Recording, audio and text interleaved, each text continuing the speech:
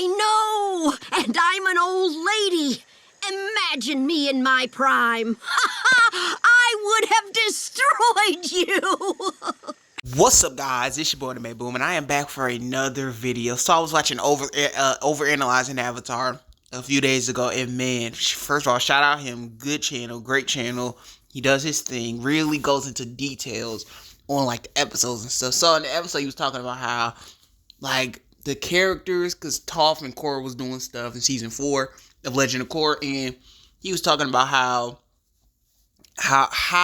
in Avatar: The Last Airbender, how are they gonna explain the Team Avatar being so strong? Because in A Legend of Korra, he was explaining how, and I didn't realize this, how most of the seasons, first season, Korra didn't know how to use her powers all the way.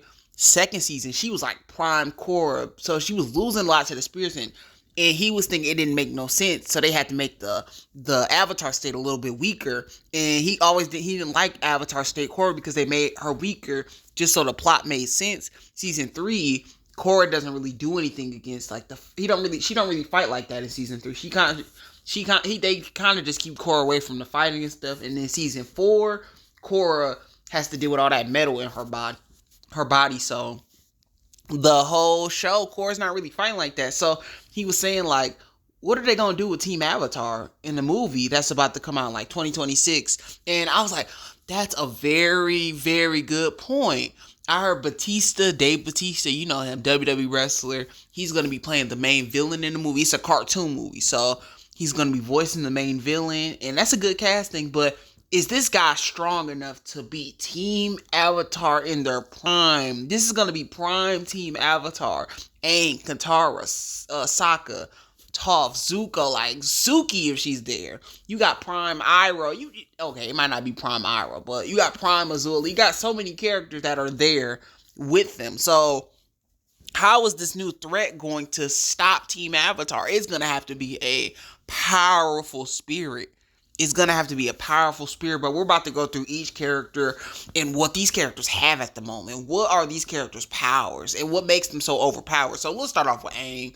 Aang, he can remove your bending now. That's one thing. He can remove your bending. He knows water, earth, air, fire. He knows all the bending elements. He might know how to metal bend. And he just knows how to do it. He knows everything now. His avatar state is scary and overpowered. So if they dumb down his avatar state, we're going to know. We're going to be like, no. Aang's avatar state never looked like that. His avatar state was just straight up nasty. It was way worse than Korra's because he used to crash out on everybody. He used to do some crazy stuff with his avatar state. And this is Aang that's older, so I know he has some new abilities like the giant air scooter that he used in Legend of Korra. That was a whole new thing that he had. So I'm going to assume he got some brand new techniques like over the time period changing and stuff. So yeah, Aang is going to be scary in the time skip. Katara, she has blood bending.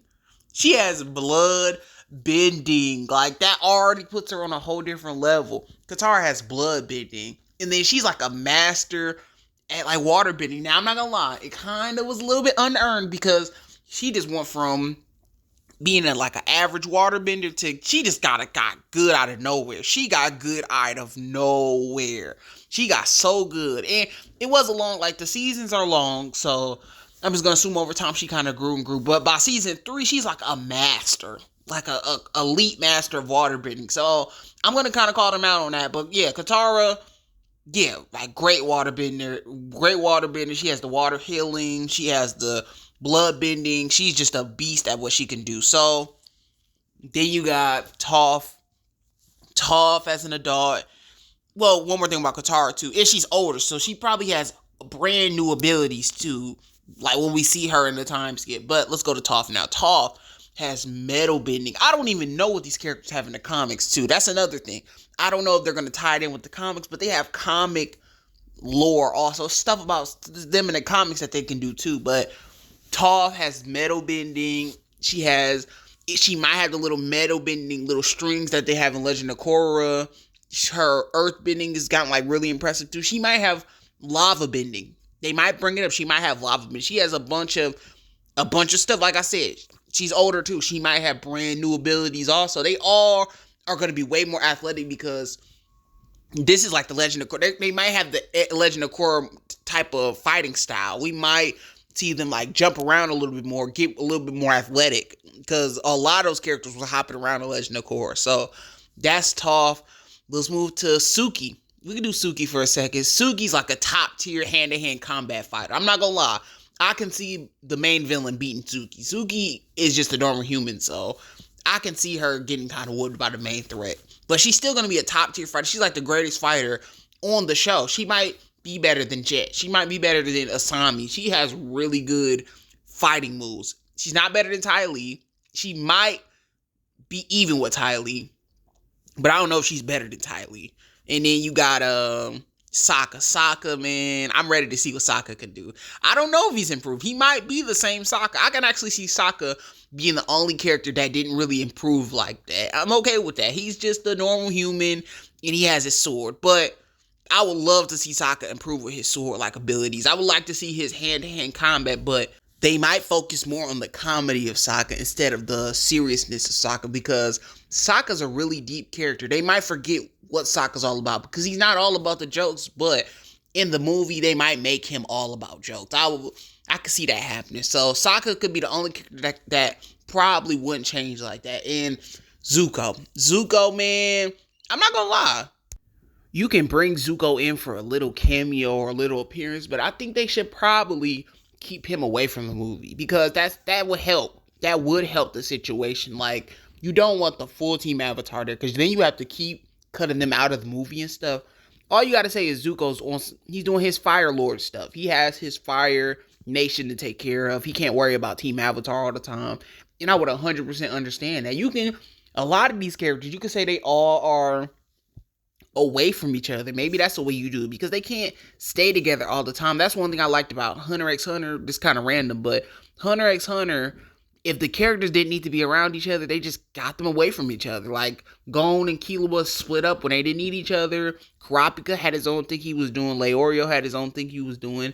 The gang split up. And Avatar, they should probably they do the same thing. And then, they eventually come together at some point. But they should have them split up for a little bit, because why would Toph and Aang still be around each other? Let Aang and Katara do their thing. Let them stay in love and do their own thing. Let Toph go figure out her stuff with her parents and stuff. Let Toph go figure that out, and then let Sokka go figure his thing out. Let everybody go do their own thing, and just make it a little bit realistic. That would help the movie, like, keeping them separate and not be that strong. And I'll be like, okay, that makes sense. They ain't gonna be around each other all the time. And maybe this threat goes after one of them one by one. And maybe see somebody die. Maybe you might see a character die. Like Suki, we don't hear nothing about no Suki in the time skip. Maybe she's dead. She could possibly be dead. And she's not even, like, I'm not gonna say loved by the other characters, but I can see her just not being mentioned in Legend of Korra. Maybe she's just not worth being mentioned. She's not,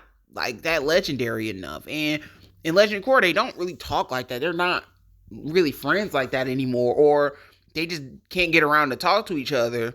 So yeah, maybe they just can't hang around each other as much as they used to. So yeah, maybe this movie would do that. And I'm just ready to see what they do, but it's going to be a hard test. They got to make it make sense, man. They got to make it make sense. Because Aang by himself, like, how is the villain supposed to be Aang? Because I feel like Legend of Korra also showed a lot of the spirits. Like, they didn't do a good job, like, making the spirit world mysterious still. I feel like they made it seem like Vaatu was the strongest spirit, and there was no other spirits in the spirit world that can keep up with, like, the Avatar. They didn't really leave a lot of stuff open, and they didn't show the size of the spirit world. The spirit world just looks like a few areas, and Vaatu and Rava are in it. So tell me how y'all feel about it. Do you think I'm wrong? Do you think Team Avatar will be overpowered in the movie, or do you think I'm right? Do you think they will figure it out with Team Avatar? But check out more of the content on the channel. There are plenty of Avatar. There's an Avatar The Last Airbender playlist. And like, comment, subscribe. And I'll see you on the next video. Anime Boom out. Peace.